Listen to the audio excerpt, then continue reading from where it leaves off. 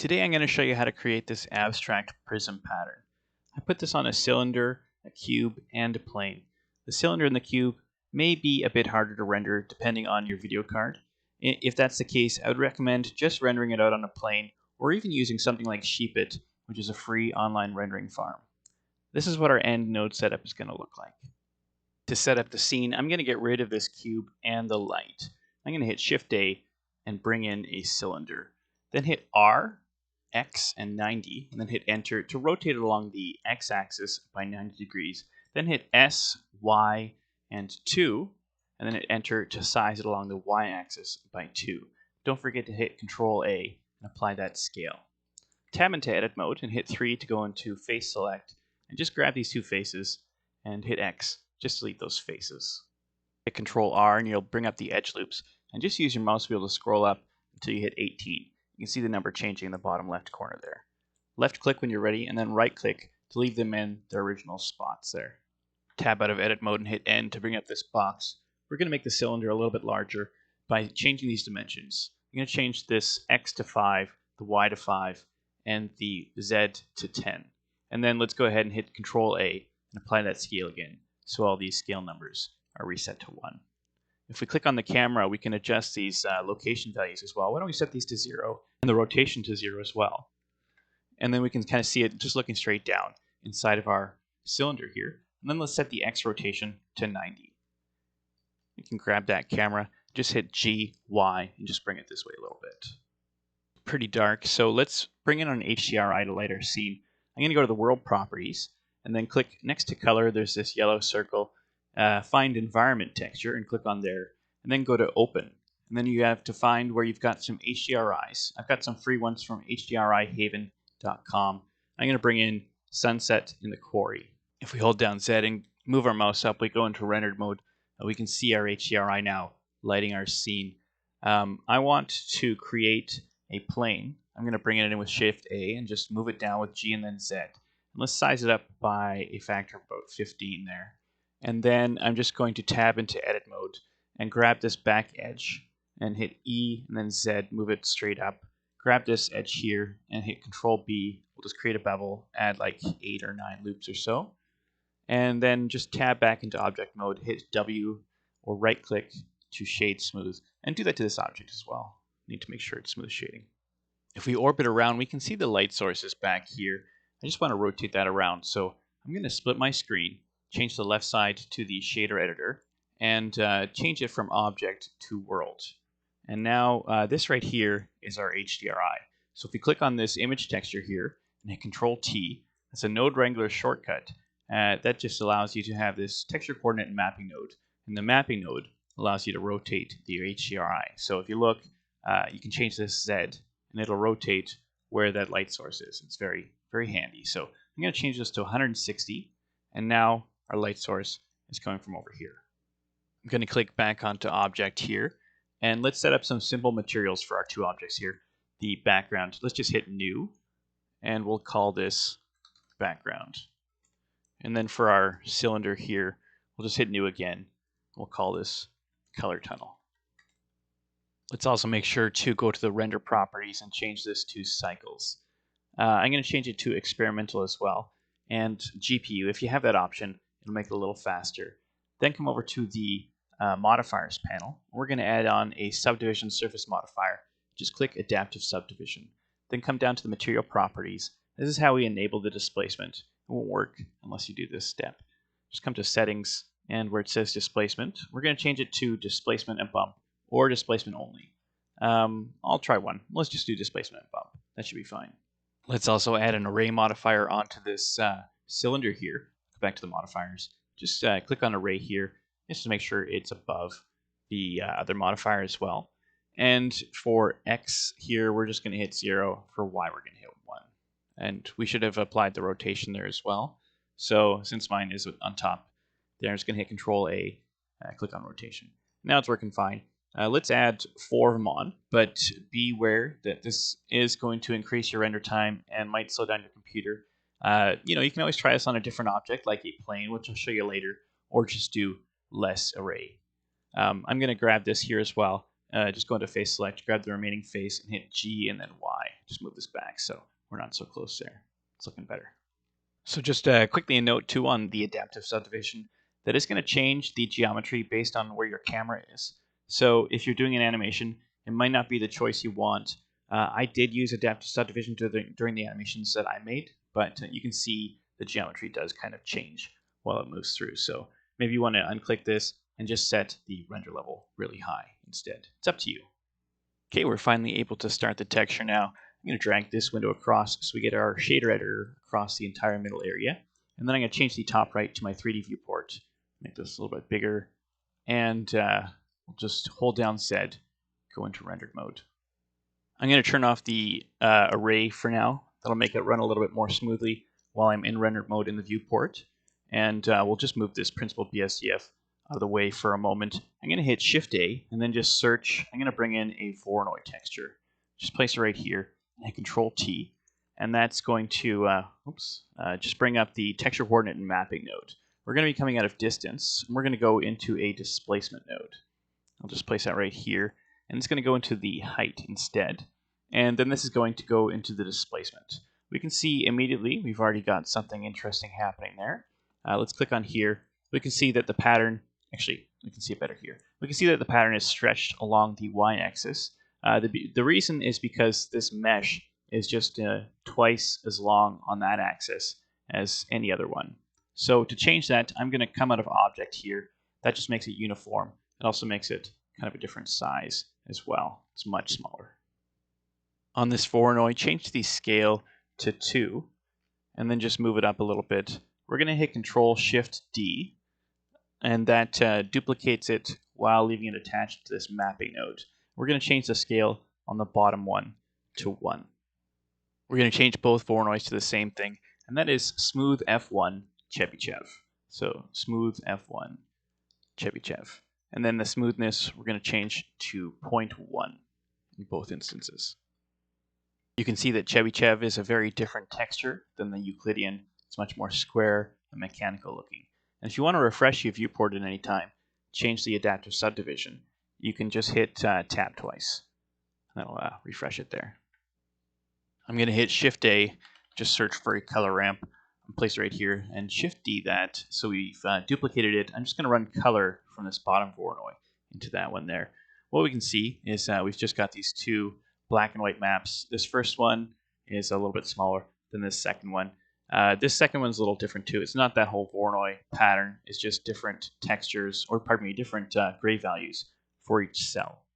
So I'm going to bring in a math node, place it on this top one, open this up and hit S, which changes it to subtract. I'm going to run color into the bottom one. And then we can see that, yeah, it looks a little crazy. Looks cool. I'm going to add another math node right here. Just change this to multiply. I'm going to change this to 1. And duplicate this and place it on the bottom one there as well. The reason I do this is because it allows you to control the influence of each one separately. Like let's say I wanted barely any of that larger texture, I could go 0.1 right here, and then I pretty much have all of this texture coming through. I could do vice versa as well, change this to 0.1, then change this one to, maybe 2 or something like that. That's obviously a bit too much, but why don't we change it to like 0.5? Yeah, it looks pretty interesting. I'm going to change both of these back to 1 and add a few more nodes at the end here. Hit Shift-A and bring in an RGB curves node. Just place it here. Then we're going to bring in another color ramp. I might as well just duplicate one of these. Just place it right after there. And then I'm going to bring in one more multiply. I'm just going to place it right here. That allows us to control that as well. So we can see something is taking shape here. It's starting to look a little bit more interesting already. Here's our progress rendered out so far. If your computer is having trouble rendering this kind of stuff too, just make a plane or something else that's going to be much simpler and just follow along like that. You could also come to the array and just change this to 2, or even just turn it off altogether and just get something similar to our preview here because we have it disabled. Come over here to the RGB curves, and we're just going to draw something here. I'm just going to try and draw it from my notes here. Put a point there, point here, point here, another point here. I may adjust these as I go, but I just want to set up the rough framework first. Another one here, another one here. Put another one here, and another one here, and one here, and then this last one I'm just going to bring down to about here. And a couple of these I'm going to change to vector handles instead of auto handles. Auto handles is what they're set at as a default, and if you change it to vector handle, you can see it becomes this sharp line here. So yeah, no curve. So I'm going to change that to vector handle, that one to vector handle there as well. And this isn't going to be exactly the same as my original render because, well, you know, it's probably going to be some slight difference in the way I'm setting this up, but I'm going to try and do it as close as I can. This is going to be another vector handle here. Same with this one. And same with this one here. So yeah, this is the part really to play around with as much as you can just to get some different results. I find sometimes if you make these too sharp of a slope that you get some weird problems with the geometry. So if you're having some problems, stuff isn't looking very good, try just decreasing that slope a little bit. I'm also going to invert this color ramp after the RGB curves. I could use an invert node, but I like having the flags here that I can bring down if I want, or change the gray value if I want as well. I'm going to turn this array down to 2 and render this out. Here's what it looks like after the RGB curves tinkering, but I just realized I forgot an important step. So I'm going to quickly do that. Come to the top right in the 3D viewport and tab into edit mode. Then you just have to scroll across to this widget here, hit this arrow, and for the normals, click on this toggle right here, and just make sure the size is set to something greater than 0. Basically, this is just going to show you the direction of the normals. And this is not what we want. We want the normals to be facing inwards because that's what our camera is going to be seeing. So just select everything with A, and hit Shift-N, and open up this little box here, recalculate normals on the inside. And now they should all be facing inwards. That should look much better. Let's render this out. There we go. The lighting's looking a bit better. This is more what we want right here. I'm just going to turn these normals off so they're not in my way here, and tab out of edit mode. The next thing I'm going to do is add some stuff right here after the texture coordinate node. I'm going to add in a noise texture.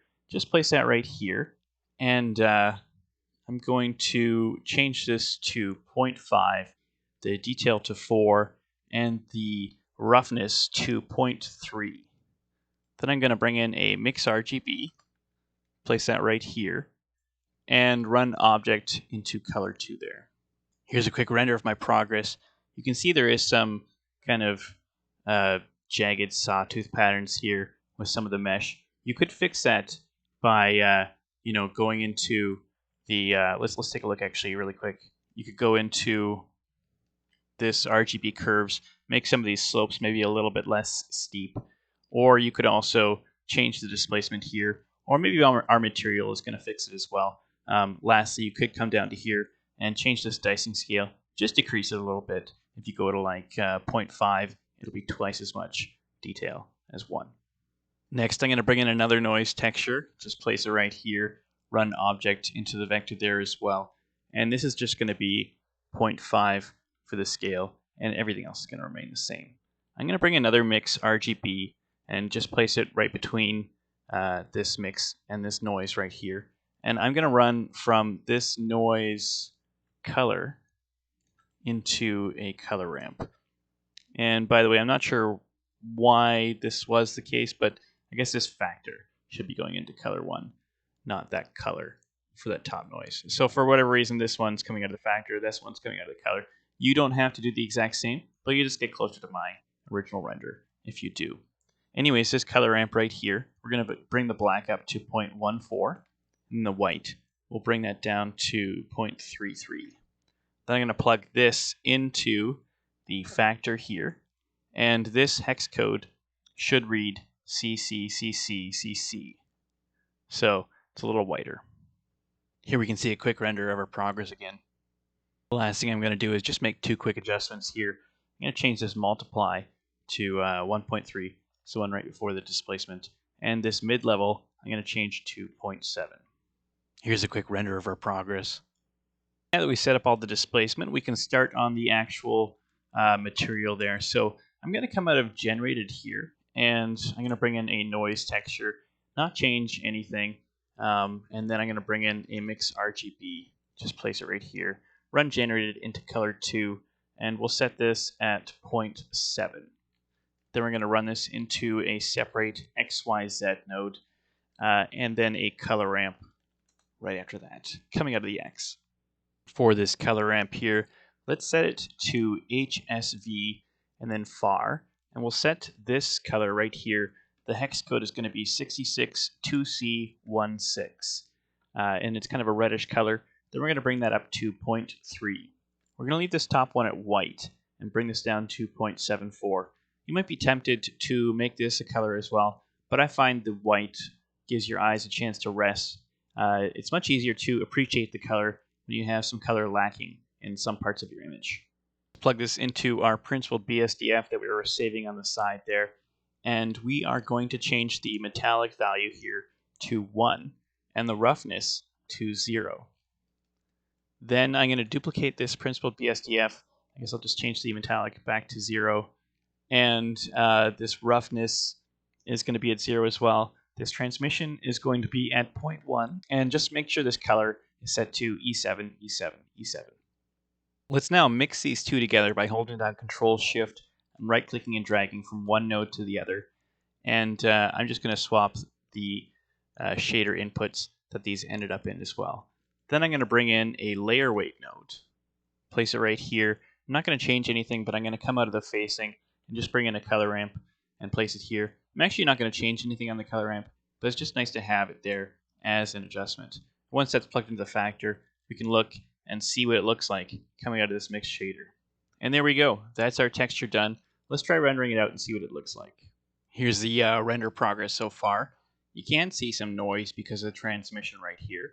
So why don't we come up to the the render properties here and just click on denoising, and just click on this one, NLM. It will blur out some details, so if you want to compensate for that, just turn up the render samples right here. I'm going to open up another window at the bottom here and change this to the outliner because I want to just make a separate group for this cylinder here. So I'm going to hit M, I guess separate collection, not group anymore. New collection, we'll just call it collection 2, that's fine. And I'm just going to click it off there. Let's bring in a cube, and let's try making the same kind of thing in the inside of a cube. I'm going to tab into edit mode and to hit 3 and go into face select. Just grab these two faces, and there we go. I'm going to grab everything here as well. Just let's display our normals again. They're just facing outwards, so hit Shift N, recalculate normals so they're on the inside, and just click that off again.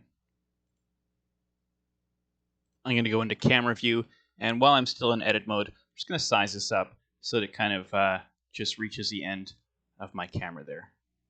Then I'm going to come up here and just click this to the color tunnel, and then we'll have the same kind of pattern we had on our cylinder. We also need to add some modifiers here as well, though. So let's add an array modifier, and let's set this to 0 for the X and 1 to the Y, and we'll just set it as 3 for now, I guess. And then I'm going to add a subdivision surface modifier, and I'm going to click on adaptive subdivision. But again, that's an option for you. I'm going to tab out of edit mode, and we can kind of see our thing taking shape here. It should be on simple as well. Here's what that cube looks like rendered out. Let's move this cube to that collection as well, and let's bring in a plane this time. Just going to scroll in here, just center on this plane, and I'm going to tab into edit mode to move it down with G and then Z, and then I'm going to add a mirror modifier. There we go. And what this does, I'm going to hit it on Z, not X. What this does is, because that origin is in the middle because I moved it down in edit mode, the mirror modifier just creates that guy just above it there, mirroring on the Z axis. Let's set up the color tunnel here, and then let's set up an array and a subdivision surface modifier. The array is going to be in the Y axis again. And let's make sure that the subdivision surface modifier is on simple and it's on adaptive subdivision. Move this down. We don't need that much room for that. So mirror, array, subdivision surface, and I've done adaptive subdivision. Let's take a look at this. Looks like I'm going to have to do some adjustments. So I'm going to move this down And then I'm just going to scroll, or pardon me, not scroll, but size along the x-axis with S and X. Just kind of drag that across. Something like that looks pretty cool. Maybe I'll just go G and then Z a little bit further down so the edges of that geometry are just outside of the camera view. And let's bump this array up a little bit as well. Let's go like something like that. Here are the plane materials rendered out. You can see I should have made that background a little bit wider. Which actually brings me to the last thing I want to mention as well. Let's just first make that a bit wider. But this background here, let's go down to our collection here. And I'm just going to move that plane out. Let's grab our original cylinder there. Just move it back into the top area there. I'm going to turn off the rest of that collection. So with this cylinder here, I moved the wrong plane.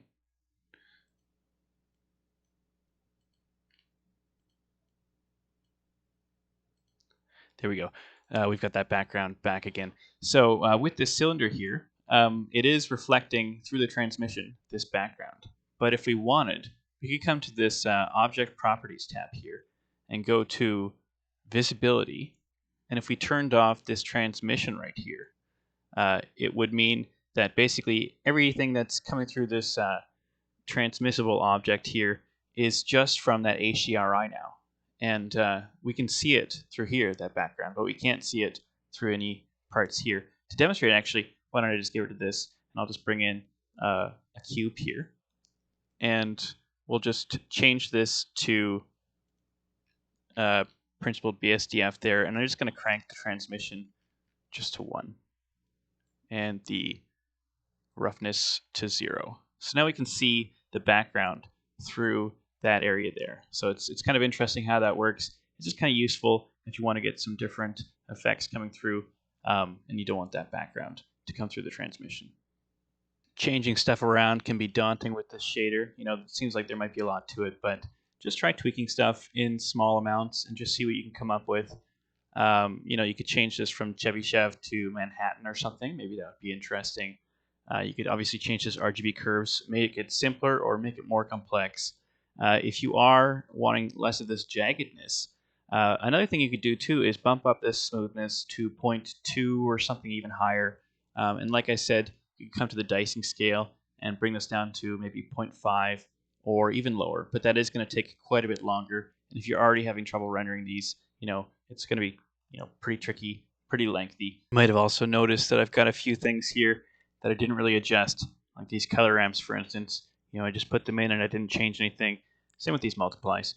Those are more to give you ideas of things you can adjust. You know, try dragging these up, try changing them to a different shade of gray. See how that affects the final image.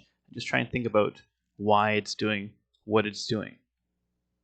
So that's it for today. Hope you could see what I was doing and how you might change it around. If you do have any questions, just let me know. I'll see what I can do to clear up any confusion you might have. But thanks a lot for watching.